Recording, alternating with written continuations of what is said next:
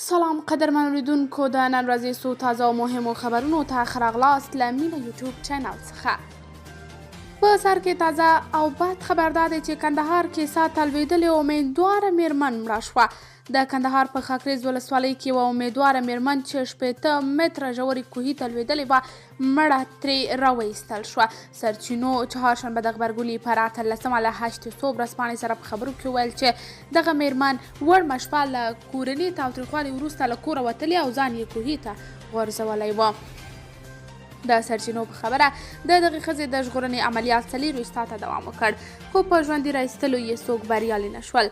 سرچینې وایي چې د دغې میرمنې پلار د خپل لور د مرګ خبر له اورېدو وروسته زړه درېدلی او مړ شوی دی. د پاکستان امنیتي ځواکونه قبایلي سیمې تحریک طالبان ته سپاري.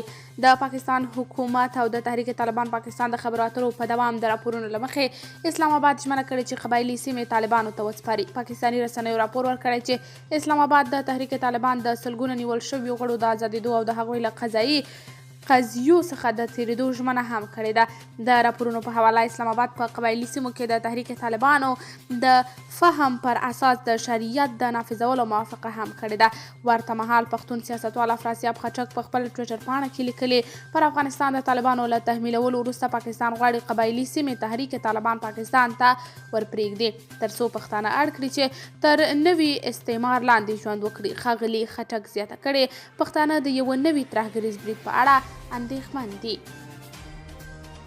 جنرال موبین وایي هغه خلک چې ډیر په طالبانو باوري وو او فکر یې کاوه چې د دوی راتګ سره به هر څه سم شي، اوس هغه خلک مایوسه شوي دي. هغه وایي کله چې د کابل امنیه قمندانۍ بیان نو سلګونه ځله ورته د رشوت په بدل کې د کار خلاصولو وړاندیزونه وشو، خو نوموړی وایي ما رد کړ. هغه وایي نظام کې اوس هم په پراخه پیمانه مالي او اداري فساد روان دی او طالب مشران یې مخنیوی نه کوي. که داسې حالات روان وي نو خلک به په پخواني نظام شکر وباسي. مبین وایي د افغاني امارات په څیر خلک اوس ورڅخه ویره نه لري ځکه افغاني جدیت او قطعیت اوس نشته. دوی خپل فرمانونه نشي عملي کولی، غل، قاتل او نور جنایتکارانو ته سزا نه ورکوي. فساد روان دی نو ځکه خلک هم ورڅخه ویره نه لري. د افغانستان اسلامي امارت لسګونه بې اسنادو پاکستاني لړۍ او بار وړونکي موټر د ضمانت تر اخیستو وروسته هغه هیواد ته ورګرځولي دي. د ننګرهار د ترانسپورت ریاست د یوې خبرپاڼې په خپرولو سره ویلي چې یاد موټر یې د څو ورځني کمپاین په ترڅ کې نیولې وه. په خبرپاڼه کې ویل شوي چې تر دې وروسته د نورو هیوادونو بې اسنادو موټرو ته د افغانستان خاورې ته د ننوتلو اجازه نه ورکول کیږي او کله اجازې پرته دغه ډول موټر د افغانستان خاورې ته ننوځي نو ضبط بشي. د ننګرهار د ترانسپورت ریاست ویلي چې پخوا به د پاکستان بې اسنادو بار وړونکي موټر تر کابله پورې تلل، خو تر دې وروسته یوازې د اسنادو د لرلو په صورت کې تر جلال آباد پورې د تګ اجازه ورکول کیږي. تر راتلونکو شپږو میاشتو د ټاپي پروژې عملي چارې پیلیږي. د طالبانو چارواکو ویلي چې تر راتلونکو شپږو میاشتو پورې به د ټاپي سیمه ییزې پروژې عملي چارې پیل شي. د طالبانو تر کنټرول لاندې باختر خبري اژانس وایي چې په دې اړه نن په هرات کې د طالبانو والي شیخ الحدیث نور احمد اسلام جار په افغانستان کې د ترکمنستان سفیر خواجه اوزوف او د ټاپي پروژې اجرایوي رئیس محمد مراد امانوف سره خبرې اترې کړې دي. سرچینه زیاتوي چې د ټاپي پروژې د عملي چارې د پیل نیټه د یادې پروژې اجرایوي رئیس کړې ده. ټاپي د افغانستان له لارې د دغه هیواد په ګډون پاکستان او هندوستان ته د ترکمنستان د ګازو نل لیکې د لیږد پروژه ده چې چارې یې پخوا پلان شوې وې خو عملاً د پخواني ولسمشر اشرف غني د ولسمشرۍ پر مهال پیل شوې وې. اقتصادي شنونکي بیا په دې اړه ډېر خوشبینه نه ښکاري ځکه په وینا یې تر هغې چې د طالبانو حکومت ملي او نړیوال مشروعیت پیدا نه کړي هیوادونه او نړیوال سازمانونه ورسره په ډاډه زړه تعامل نشي کولی. هند او ایران یو ځل بیا افغانستان کې د ټول شموله حکومت پر جوړېدو ټینګار وکړ.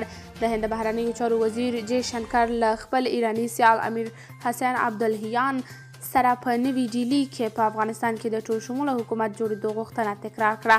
دغه ایراني او هندي چارواکو چهارشنبه د غبرګولي پر 18 د نورو خبرو ترڅنګ په افغانستان کې د سولې او ثبات په اړه هم ښه کېدلې دي. د هندي او ایراني رسنیو د راپورونو په حواله دواړو لورو له اوسني سخت اقتصادي وضعیت څخه د وتلو لپاره افغانستان ته د مرستو رسولو پر اړتیا او دغه هیواد کې د ټول شموله دولت پر جوړېدو ټینګار کړی دی. د یادونې وړ ده چې له دې وړاندې هم دواړو هیوادونو په افغانستان کې د یو پراخ بنسټه حکومت د جوړېدو غوښتنه کړې وه. ورته مهال بیا په دې لیدنه کې د چابهار بندر د رغونې چارو کې د همکارۍ ژمنه هم تازه شوې او دا یې د افغانستان او مرکزي اسیا لپاره مهمه سوداګریزه لار بللې ده. د بشري حقوقو د سازمان وايي د اندېښنو پر ځای باید د طالبانو پر وړاندې جدي ګامونه واخیستل شي.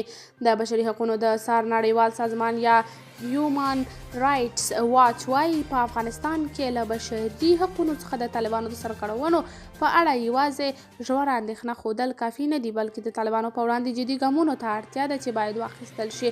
د هیومن رایټس واچ د ښځو د برخې مسؤلې حیدر بار په یوه بیان کې چې نن د دې سازمان په ویب پاڼه کې خپور شوی ویلي د اګست له میاشتې راهیسې چې طالبان واک ته رسېدلي په افغانستان کې د بشري حقوقو بحران په ځانګړې توګه د ښځو او نجونو لپاره ډېر پراخ شوی دی.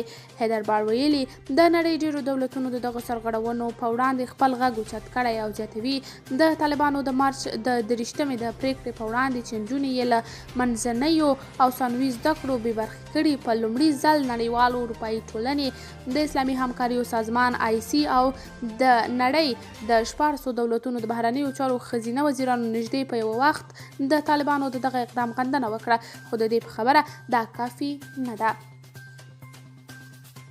چین وايي د افغانستان د مسلې په اړه همکارۍ ته تیار یو. چین وايي د افغانستان د مسایلو د حل لپاره د منځنۍ اسیا له هیوادونو سره همکاري کوي. چین د بهرنیو چارو وزیر د قزاقستان په پلازمینه نورستان کې د منځنۍ اسیا د هیوادونو له چارواکو سره د سیمې پر امنیت خبرې کړې دي. د خبره چین ژمن دی چې په سیمه کې له ټولو هیوادونو سره مرسته وکړي او پر امنیت. د چین د بهرنیو چارو وزیر همداراز ویلي چې د افغانستان امنیت هم د ټولې سیمې لپاره مهم دی او دوی تیار دي چې د منځنۍ اسیا له هیوادونو سره د افغانستان د مسایلو په تړاو همکاري او مرسته وکړي. او وروسته یو مهم خبر ده چې د برټانیې د اپوزیسیون یو پلاوی د بشري وضعیت د ارزونې په موخه کابل ته راغلی دی. په یاد پلاوي کې د بهرنیو چارو لپاره د اپوزیسیون متبادل وزیر ډیویډ لمی او د نړیوال پراختیا لپاره متبادل وزیر پریټ ګیل شامل دي. د برټانیې د اپوزیسیون دا چارواکي په کابل کې د روغتیا د نړیوال سازمان له لوري اداره کیدونکي روغتون، د ماشومانو د ملاتړ صندوق له لوري اداره کیدونکي مرکزونه او بې ځایه شوي افغانان وګوري. هغوی ویلي چې افغانستان ته د سفر موخه ده چې بشري وضعیت ته یې د نړیوالو پام را وګرځوي. د هغوی دا سفر تر هغه وروسته دی چې د پارلمان له لوري په وروستي راپور کې له افغانستانه د برټانیوي ځواکونو وتل له خپلو متحدینو سره خیانت وبلل شو. اپوزیسیون له همدې کبله د بوریس جانسن پر حکومت سختي نیوکې وکړې. قدرمنو لیدونکو، دا و د نن ورځې تازه مهم دقیق او وروستي خبرونه. تر بیا نورو خبرونو راپورونو چې ستاسې درنه حضور ته حاضرېږم په لوی الله مو سپارم. د الله په امان.